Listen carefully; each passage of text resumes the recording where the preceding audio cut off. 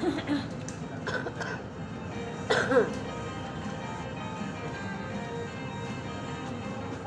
datang kemari terberat ketika saya sekolah itu selalu mendengar bahwa Pontianak adalah dilewati garis khatulistiwa, dan saya mendengar ada tugu yang bisa ditengok untuk menunjukkan titik nol di Kalimantan ini. Itulah yang baru saya.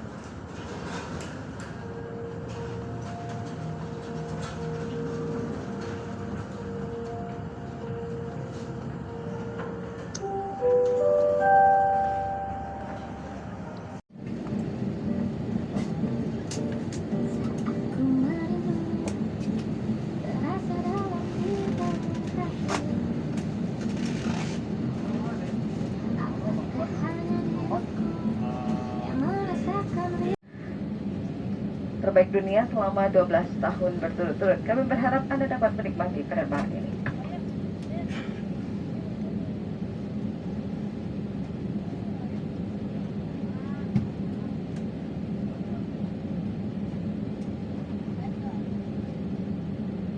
Good morning, ladies and gentlemen. Welcome aboard AirAsia Advance 320 flight QZ194 destination to Kuala Namu, Medan. The commander of this flight is Captain Ibrahim Aji Ishak, assisted by First Officer Muhammad Denindra Ramadan, and I am your leading crew, Yeni Nugroho. This flight will take 2 hours and 15 minutes. For your safety, put your